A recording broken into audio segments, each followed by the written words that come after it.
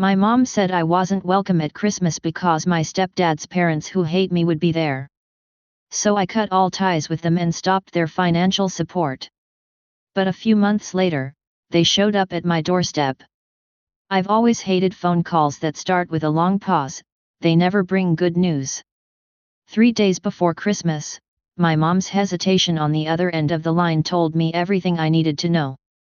"Erica, honey," she began, "I think it would be better if you didn't come home for Christmas this year." I nearly dropped my coffee mug. "Mom, what are you talking about? It's just, well, Richard's parents are coming, and they don't want to see you. They've made it quite clear." I sank down onto my couch, trying to process what I was hearing. Richard was my stepdad. He'd been married to my mom since I was 10, and his parents had never liked me. But this was different, this was my mom choosing them over me. "We've always spent Christmas together, but now." "Together," I said, trying to keep my voice steady, "every single year since Dad died, it's our tradition." "I know, honey, but what you're seriously picking other people over your own daughter for?" The silence that followed was worse than any excuse she could have given. When she finally spoke, her voice was tight. "Erica, they've threatened to cut Richard out of their will if they find out we're still in contact with you. They told us they won't leave him an inheritance and will stop talking to us altogether. So this is about money." I was merely shouting. "No, it's not just that," she said quickly. "I've told them that we haven't been in touch with you for years. I need you to go along with this. It's just this once." I laughed, but there was no humor in it. "You want me to pretend I don't exist in your life? That's your solution? Richard's parents are difficult people, Erica. They're spiteful and stubborn.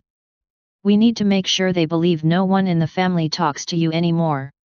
You need to understand." I hung up. I couldn't listen anymore. To understand why Richard's parents hated me so much, you'd have to go back more than 20 years. My real dad died in a car accident when I was 4. For 6 years, it was just Mom and me against the world. Then she met Richard, a widower with a 9-year-old daughter named Hannah. When they got married, Richard and Hannah moved into our house. Things were okay at first. Hannah and I got along well enough. We argued sometimes, like sisters do, throwing pillows at each other and fighting over who got the remote. Normal kid stuff. Richard's parents, though, they hated me from day one. They called me rude and ill-mannered. "It's obvious she grew up without a father," they'd say, right in front of me, like I wasn't even there. When they visited, they'd bring presents for Hannah and nothing for me. They'd talk around me, through me, but never to me. The worst of it happened when I was 14. Mom and Richard went on vacation, leaving Hannah and me with Richard's parents.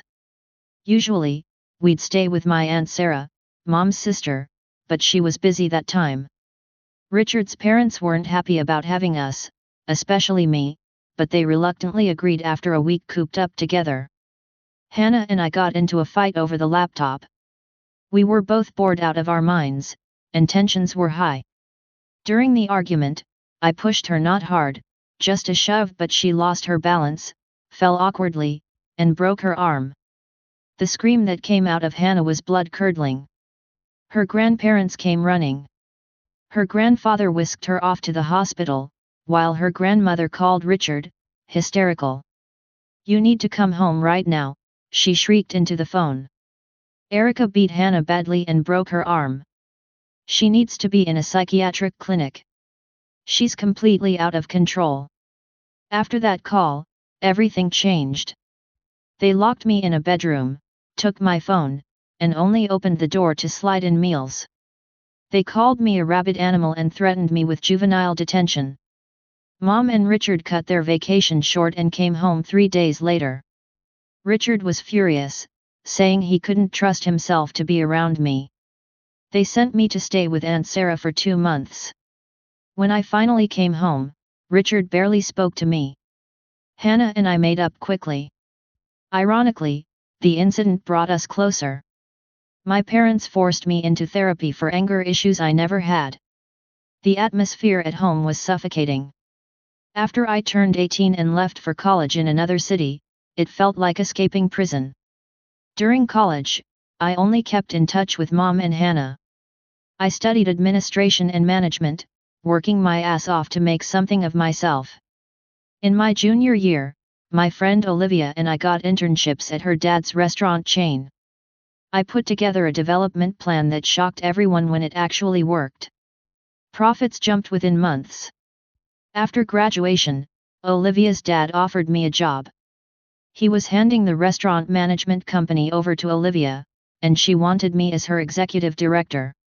I'd be responsible for business development and modernization, essentially her right-hand woman. Olivia and I transformed that restaurant chain. We set up food delivery services, developed a mobile app, and created workspaces where customers could use laptops while ordering food. We started cooking classes, installed live feed cameras in the kitchens to show off how clean and efficient they were, and designed special zones for selfies in each restaurant. Young people started flooding in. We kept the old customers and attracted tons of new ones. Business boomed, and suddenly I had a salary I'd never dreamed of. For the first time in my life, I had savings. That's when Mom called about Richard's job problems. He'd been let go. She explained, "We're struggling to make the mortgage payments." Then Richard got on the phone. "Erica, I'm sorry for everything. You're our only hope right now." So I agreed to help. Every month, I sent money for their mortgage payment. Eventually, Richard found part-time work, but I kept paying anyway. It wasn't a hardship for me, and they'd gotten used to the help. I thought I was buying a better relationship with them. I was wrong. After that awful call with Mom, I sat on my couch for what felt like hours, just staring at my phone. My thoughts were a mess. I needed to talk to someone who'd understand. I dialed Hannah's number. "Hey, sis, what's up?" Hannah's cheerful voice was such a contrast to how I was feeling. "Mom just called," I said, my voice shaking a little. "She told me not to come home for Christmas because your grandparents will be there. Your grandparents threatened to cut Richard out of their will if they found out they still talked to me. Apparently, she's been telling them for years that they don't have any contact with me." That's Hannah, rarely cursed. What the hell is wrong with them? She wants me to play along. I continued, "Pretend I'm not part of the family anymore so your grandparents will leave them money someday." "Well, the hell with it," Hannah said firmly. "If you're not welcome there, then I'm not coming either. If they're choosing money over you, then they can do Christmas without both of us." Tears welled up in my eyes. After everything we'd been through, Hannah was still the one person in my family who had my back unconditionally. After hanging up with Hannah, I felt slightly better. I called a few friends who I knew didn't have family plans for Christmas. By the end of the night, I had organized an impromptu orphan Christmas at my apartment with Hannah and 5 friends. The day before Christmas, Hannah arrived with a small suitcase and a bag full of decorations. "I raided the dollar store," she said, dumping glittery ornaments and tinsel on my coffee table. "Your place needs some Christmas spirit." We spent the evening decorating my apartment, drinking wine, and catching up. Neither of us mentioned Mom or Richard or the inheritance situation. For a few hours, it was just like old times. Christmas Day was nothing like the formal, tense affairs we'd grown up with. My friends arrived around noon, each bringing food, drinks, or games. We ate too much, laughed too loud, and drank probably more than we should have. It wasn't traditional, but it was real. By the end of the night, even Hannah admitted it was the best Christmas she'd had in years. But of course, reality has a way of intruding. While scrolling through Instagram before bed, I saw a post from Mom. There she was, smiling next to Richard's parents in their living room, everyone wearing matching Christmas sweaters. The caption read, "So blessed to spend this special day with family." The word family felt like a knife twisting in my gut. I wasn't family anymore. I was an inconvenient truth to be hidden away. I couldn't sleep that night. The Instagram post kept replaying in my mind, along with every monthly mortgage payment I'd been making. Every time I sent that money, I thought I was healing old wounds, building bridges. Now I realized I'd just been buying the illusion of family. The next morning, I made a decision. I opened my banking app and cancelled the automatic transfer to my parents' mortgage account. Maybe it was petty, but I was done being used. 2 weeks passed. I threw myself into work, grateful for the post-holiday rush of new restaurant customers. With their New Year's resolutions to try new places, Olivia and I were working on plans to open a new location, and I welcomed the distraction. Then Mom called. I almost didn't answer, but some part of me wanted to hear what she had to say. Erica, there's a problem with the mortgage payment, she said, without even saying hello. Did you forget to send it? I didn't forget, I replied, keeping my voice steady. I cancelled it. There was a beat of silence. What do you mean you cancelled it? I mean I'm not paying your mortgage anymore. But we're counting on that money, her voice rose in panic. The payment is due today. You should have thought about that before you betrayed me for your in-laws' money. I said, you chose them over me. Now you can ask them to pay your mortgage. This is about Christmas, Erica. You're being childish. We explained why, I said. You explained that money is more important to you than I am. I am message received, her tone changed then from panicked to accusatory. I know what you did. You know you convinced Hannah not to come for Christmas. You turned her against us. What I didn't do, I said. You know what I had to tell Richard's parents? That she was seriously ill. I had to lie and make up a whole story because of you. You've gone mad because of this inheritance thing. Normal people don't invent illnesses for their children. Mom, they don't disown them for money. You have no idea what you're talking about. About what? She spat. After everything we've done for you, what exactly have you done for me lately? Mom, besides kick me out of Christmas and lie about my existence, she hung up on me. The next few months were quiet. Mom didn't call again, and I didn't reach out. Hannah kept in touch, visiting whenever she could. She'd become my only real connection to my old life, the only family member who hadn't betrayed me. I focused on work, throwing myself into new projects. Olivia and I expanded our restaurant brand, opening a new location across town. Business was good. Life was stable. But there was still a hollow feeling when I thought about my family. Then one evening in late April, Hannah called. Hey, I'm going to come visit you tomorrow. Is that okay? Something in her voice sounded off, but I didn't push it. Hannah had always been direct when she wanted to be. The next day, just after 12, my doorbell rang. I opened it to find not just Hannah but Mom and Richard standing there too. What the hell? I stepped back, almost slamming the door. Hannah held up her hands. Hear them out, Erica, please. Looking at their faces, Mom's anxious, Richard's uncomfortable, Hannah's pleading, I knew this wasn't going to be a short conversation. They filed into my living room like strangers, which I guess they kind of were at this point. Mom clutched her purse to her chest. Richard stood awkwardly by the window. Hannah cleared her throat. So, I think Mom and Dad have something they want to say. Mom took a deep breath. Erica, we came to apologize. What I did at Christmas was wrong. I waited for more, but she seemed to think that was enough. That's it? I finally asked. We miss you, Richard added. The house isn't the same without you. Dropping by the house I wasn't welcome in at Christmas? The house where you pretend I don't exist whenever your parents visit. My voice was rising, and I didn't care. You're going to have to do better than we miss you. Hannah touched my arm. Let him finish. Erica, Mom smiled awkwardly. You're right to be angry. We betrayed you. I betrayed you. I put money ahead of my own daughter, and I've been sick about it ever since. We don't need your financial help anymore, Richard said. I found a new job, better than the old one. We're managing the mortgage payments just fine. That's not why we're here. Then why are you here? I asked. Because we're family, Mom said, her voice cracking.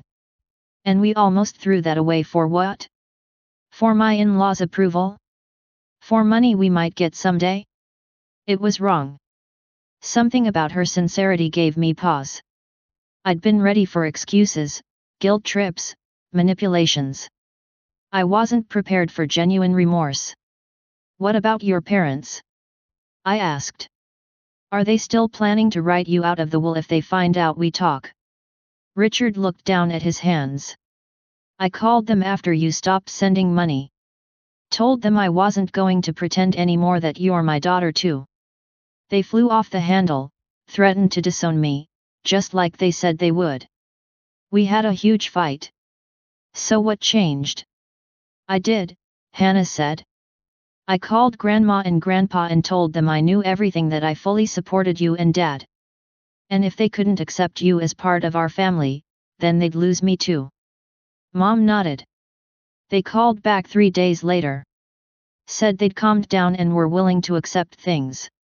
They're not ready to lose Hannah. I didn't know what to say.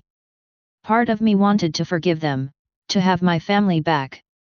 Another part remembered how easily they'd cast me aside when it was convenient. I don't know if I can trust you again, I said honestly. You shut me out when it suited you. What happens next time they threaten to cut you off? There won't be a next time, Mom insisted. We've drawn a line. You're our daughter, and that's non-negotiable. I looked at Hannah, who nodded encouragingly, then at Richard, who seemed more earnest than I'd seen him in years. Finally, at Mom, whose eyes were filled with tears. I'm not saying everything's fine now, I said carefully. It's going to take time, but I'm willing to try. Mom let out a sob and rushed to hug me. I remained stiff in her embrace, not quite ready to give in completely. We've been looking into family therapy, Richard said when Mom finally released me. All 4 of us to work through the old stuff, not just this recent mess. Therapy. I couldn't hide my surprise. Richard had always scoffed at my forced anger management sessions as a teenager. It was Dad's idea, Hannah said, looking proud of him. He says we all have baggage we need to unpack. I should have stood up for you years ago, Richard admitted. After the accident with Hannah's arm, I knew it wasn't your fault, but I let my parents dictate how I treated you. That wasn't right. I thought about all the years I'd spent trying to win his approval, the therapy sessions where counselors tried to fix me when I wasn't broken, the way I'd financially supported them even after everything that had happened, hoping it would make them love me. That evening stretched into hours of painful but necessary conversation. We talked about old wounds I thought had scarred over but clearly hadn't, about the Christmas betrayal that had been the last straw, about what it would take to rebuild trust. By the time they left, we had a plan: weekly family therapy sessions starting the following month, regular dinners just the 4 of us, no in-laws allowed, clear boundaries about what was and wasn't acceptable going forward. It wasn't forgiveness, not yet, but it was a beginning. After they left, Hannah stayed behind. She flopped onto my couch with the familiarity of a sister who knew she was welcome. You okay? She asked. I don't know, I answered honestly. Part of me wants to believe them. Another part is waiting for the other shoe to drop. I get that, she picked at a loose thread on my throat. For what it's worth, I think they mean it this time. You should have seen Mom after Christmas. She was a mess, kept saying she'd made a horrible mistake. Did they ask you to arrange this? Hannah shook her head. It was my idea. I was tired of being the go-between, of hearing them talk about how much they missed you while knowing they'd hurt you so badly. I leaned back, suddenly exhausted. I'm not sure family therapy is going to fix everything. Probably not, Hannah agreed. But it's a step. And I'll be there too, making sure they don't backslide. I smiled at my sister, my real sister, regardless of blood. When did you get so wise? Learned from the best, she said, nudging my shoulder with hers. You never gave up on me, even when we were kids and I was a total brat. Now it's my turn to not give up on this family. That night, after Hannah left, I sat alone in my apartment, thinking about second chances, about family, both the one you're born into and the one you choose, about forgiveness. I wasn't sure if I was ready to fully let my parents back in. Trust, once broken, doesn't mend easily. But maybe, just maybe, we could build something new from the pieces of what had been broken. The first family therapy session was as awkward as you'd expect.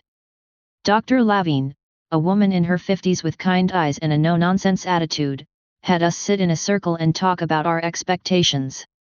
I just want my family back, Mom said, dabbing at her eyes. I want to understand why I was so easily disposable, I countered. Richard shifted uncomfortably. I want to be a better father to both my daughters, Hannah, always the peacemaker, said. I want us to be honest with each other, no more secrets or lies. Dr. Lavigne nodded. Those are all valid desires. This won't be easy, but acknowledging what you want is a good start. Over the next few weeks, we met regularly. Sometimes the sessions were productive, sometimes they devolved into arguments or tears. But we kept showing up. Slowly, painfully, we unpacked years of misunderstandings, resentments, and fears. We talked about why I'd felt compelled to financially support them even after everything that had happened, about how Richard's parents had weaponized their inheritance to control the family, about the Christmas betrayal that had finally broken me. Outside of therapy, we started rebuilding our relationship in small ways. Mom would call just to chat. Richard sent me articles about restaurant management he thought might interest me. Hannah and I maintained our sister bond, stronger than ever. 2 months into therapy, we hit a breakthrough when Richard opened up about his own childhood. My parents always used money to control me, he said. Growing up, if I didn't behave exactly as they wanted, they'd threaten to cut me off. When I wanted to marry my first wife, they threatened to disinherit me because they didn't approve of her. I stood my ground then, but after she died, I guess I didn't have the fight left in me. So when they started treating Erica the same way, Dr. Lavigne prompted, I fell back into old patterns. He admitted, looking at me with genuine remorse. I'm so sorry, Erica. I failed you. Something shifted in me that day. For the first time, I saw Richard not as the stepfather who'd betrayed me but as someone who'd been manipulated his whole life, just like I had been. We both deserved better, I told him. By the 3rd month of therapy, we were ready to test our new family dynamics in the real world. Mom invited me over for dinner at their house, my childhood home. I hadn't been there since before Christmas. As I pulled into the driveway, my stomach churned with anxiety. What if Richard's parents showed up unexpectedly? What if this was all an elaborate trap? But when I walked in, I was greeted by the smell of my favorite meal, Mom's lasagna, and a dining room decorated with photos of me graduating college, photos of Hannah and me together, photos of all 4 of us from happier times.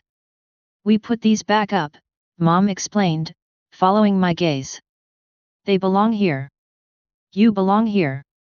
Dinner wasn't perfect. There were still awkward pauses and moments when old tensions threatened to resurface, but it felt like progress. After dinner, Richard pulled me aside. I need to show you something, he said, leading me to his office. On his desk was a legal document. What's this? I asked. I've been working with a lawyer to ensure that whatever happens with my parents' inheritance won't affect what I leave to you and Hannah. You'll both be treated equally in my will. I stared at him, speechless. It's not about the money, he clarified quickly. It's about making sure you know that you are my daughter, Erica, not by blood but by choice, and nothing, not my parents, not their money, will ever change that again. I didn't cry often, but I cried then. On the drive home that night, I called Hannah. You won't believe what just happened, I told her, recounting the evening. I believe it, she said. Dad's been working on that will thing for weeks. He wanted it to be perfect for you. When did everything change so much? I wondered aloud. When you stood up for yourself, Hannah replied. You showed them they couldn't have it both ways. They couldn't treat you like garbage and still expect your financial support. It made them realize what they were losing. The next therapy session, Dr. Lavine asked us to share what we'd learned so far. I've learned that I can't control how others treat me, but I can control how I respond, I said. I don't have to keep paying literally or figuratively for people to love me. I've learned that I married a strong woman, Richard said, looking at Mom, who raised an even stronger daughter. And that standing up to my parents was long overdue. I've learned that family isn't just about blood or obligation, Mom added. It's a choice we make every day. Hannah smiled. I've learned that my sister is a badass who doesn't take crap from anyone anymore. We all laughed at that. 6 months after the Christmas that almost destroyed our family, we all went to dinner at a new restaurant my company had opened. As we sat around the table, laughing and sharing stories, I realized something important. We weren't the same family we'd been before. That family had been built on unspoken resentments, fear, and obligation. It wasn't perfect, we still had bad days. Richard's parents were still a complicated presence in our lives, though they'd been remarkably quiet since our reconciliation. Old hurts sometimes resurfaced, but we were committed to working through it together. And that, I was beginning to believe, made all the difference. Thank you for watching. If you haven't subscribed yet, please do so and hit the notification bell to stay updated with more shocking real-life stories happening around you.